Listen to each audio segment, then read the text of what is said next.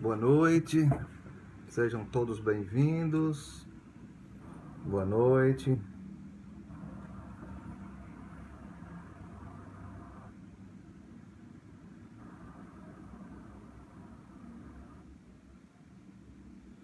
Boa noite, sejam bem-vindos ao Evangelho da Casa de Francisco esta noite. Quem for chegando, por favor, dá o sinal se o som tá ok. Tiago, boa noite. Prazer estar com você, meu irmão.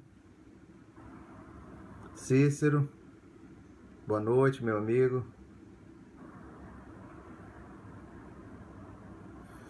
Boa noite, Tiago. O som tá ok, Tiago?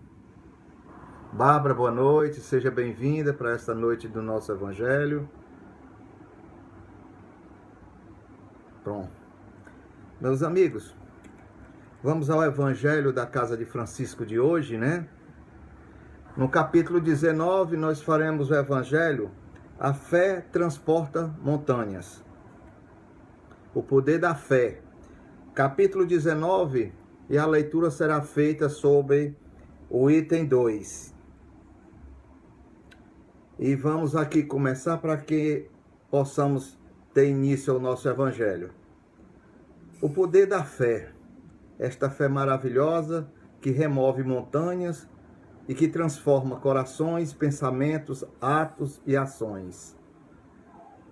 É certo que a confiança do homem em suas próprias forças o torna capaz de realizar coisas materiais que não se podem fazer quando se duvida de si mesmo.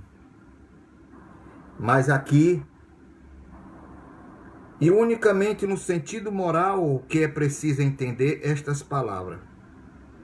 As montanhas que a fé transporta são as dificuldades, são os aprendizados, as resistências à má vontade que se encontram entre os homens, mesmo quando se trata das melhores coisas. Os preconceitos rotineiros, os interesses materiais, o egoísmo, a cegueira, do fanatismo, as paixões orgulhosas, são também montanhas que barram o caminho de todos aqueles que trabalham pelo progresso da humanidade. A fé robusta dá a perseverança, a energia e os recursos que fazem vencer os obstáculos, tanto nas pequenas quanto nas grandes coisas. A fé a fé que é vacilante provoca incertezas, excitação de que se aproveitam os adversários que devemos combater. Eles não procuram os meios de vencer, porque não creem na possibilidade da vitória. A fé remove montanhas. O poder da fé tem aplicação direta, meus irmãos, e especialmente na ação magnética que rege as moléculas de que são formados os nossos órgãos do corpo. Ao invocar a fé, colocamos em movimento determinadas vibrações e alterações químicas em nosso cérebro, em pensamentos.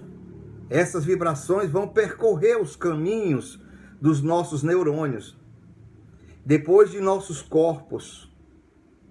Elas vibram em cada corrente química de nosso organismo e à medida que a carga dos impulsos elétricos do pensamento é enviada, quando eu te falo pensamentos, vamos falar de pensamentos positivos, né? Porque o pensamento positivo é uma relação de intimidade no plano espiritual.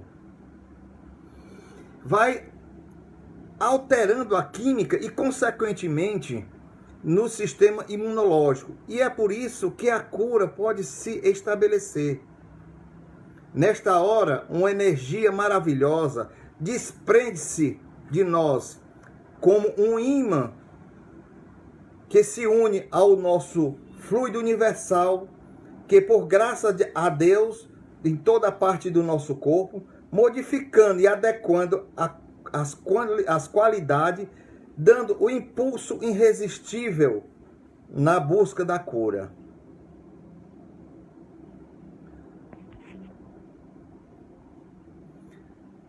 Bem, por isso é que Jesus dizia a quem curava: a tua fé te curou. Pois os fenômenos de cura considerados prodígios, na verdade, eram apenas consequência de uma lei natural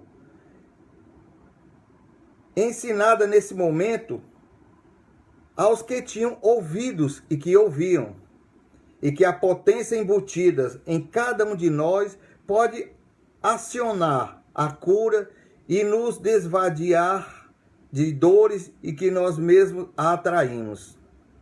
Quando falamos em fé, meus irmãos,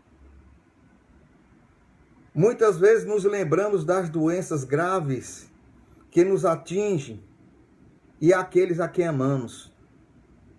Então perguntamos: por que o poder da fé de alguns pode ser abrangente ao ponto em que lhe ocasiona a cura? A fé, quando ardente e sincera, pode operar maravilhas, remover montanhas, as montanhas das nossas dificuldades, unicamente pela vontade do pensamento, dirigindo para o bem. Quando se disse que a fé remove montanhas, falava no sentido moral, e não no sentido de uma montanha de pedras, na qual sabemos que esta é impossível de se remover. As montanhas que a fé transporta são as dificuldades, as resistências, o preconceito, o orgulho, os interesses materiais, a cegueira. São outras tantas montanhas que atravessam os nossos caminhos, mas não nos iludamos. Na grande maioria das vezes, somos nós mesmos que as colocamos. E o que é pior, na falta de um culpado, culpamos Deus. E quando o medo de pecar nos atinge, nos culpamos, no sentido de desprotegidos, por acharmos que Deus não é assim tão bondoso e justo. Então dizemos, embutido em nossas decepções: porque justamente comigo? Ou Deus quis assim? Como se Deus pudesse querer que coisas ruins nos acontecessem. Não, meus irmãos. Somos nós que atraímos a devolutiva do que fazemos. Desejamos e até pensamos. O resultado do que fazemos nos espera mais adiante. Nem sempre queremos nos inteirar realmente e não buscamos o esclarecimento e o entendimento das coisas espirituais. Por quê? Porque além de trabalhoso, aumenta a responsabilidade de nossos atos. É isso. E nós não queremos. É tão mais fácil e cômodo ter alguém, ainda que seja Deus, para responsabilizar pelos nossos problemas e até pelos nossos desatinos. A fé raciocinada, meus irmãos, ilumina demais. Não gostamos de encarar nossas falhas e muito menos de trabalhar com elas.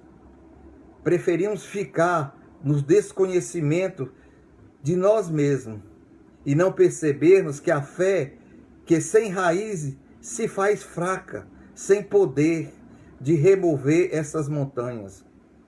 E nos leva a compreender da justiça de um Deus que não pune, que instituiu em suas leis a lei do retorno, que significa a lei de ação e reação. Na verdade, somos nós mesmos que atraímos como devolutiva as consequências inexoráveis daquilo que fazemos. Na ignorância da lei de causa e efeito, usamos nosso livre-arbítrio. Do jeito que queremos, o que vale dizer do jeito certo ou errado, no momento em que para nós seja mais prazeroso ou conveniente, sem pensar que há uma justiça no universo que nos trará como retorno o resultado bom ou mal daquilo que fazemos. Não é Deus. Somos nós que colhemos o que tenhamos plantado, porque não há conta de chegar nas leis de Deus. Ela é justa, inexorável, imutável e eterna, como tudo que Deus criou. Se aceitarmos uma fé que nos é imposta, sobre a qual não temos direito de raciocínio, passamos a professar uma fé cega, que aceita sem controle o falso e o verdadeiro, mas que cedo ou tarde se choca com a verdade e a lógica, e que, se ainda não for por fanatismo, vacila, não satisfaz, não acalma nossas inquietudes, não alivia nossas dificuldades. Por isso, muitas vezes vivemos infelizes e sofredores, sem o conforto, sem o alívio daquela fé, que raciocinada e entendida nos confere a perseverança e a energia e os recursos necessários para a vitória ou superação dos obstáculos das nossas montanhas pessoais. No entanto, meus irmãos, quando depositamos em nós a confiança do Cristo, nosso espírito passa a estagiar em ondas magnéticas positivas, que por sua vez, como imã que tem em todos os pensamentos, é atrair bons espíritos que então, por misericórdia de Deus, vêm em nosso auxílio. E mesmo que não percebamos, a ajuda estará se processando, ainda que em nosso imediatismo e ignorância. Pedimos de maneira que queremos e receberemos de maneira que merecemos. Por isso que Jesus, quando operava curas, advertia: vá e não tornes a pecar. Se naquele tempo nada estava muito claro, quando fazemos as coisas de maneira errada, ficamos em desarmonia com as leis de Deus, embutida em nossa consciência, nossa inconsciência. Inexoravelmente, a devolução natural, sofreremos as consequências de muitas vezes, são doenças ou grandes dificuldades. Noutras palavras, se não mudarmos as nossas atitudes, se teimosamente não fazermos questões de melhorar nossos pensamentos e conduta, se poucos fazemos por nossa reforma interior,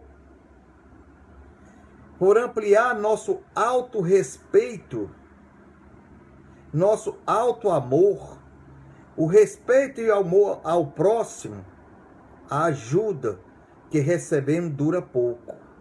E mais na frente os problemas voltarão. Muito maiores é sequer termos o direito de nos revoltar, pois tudo é questão de resultado.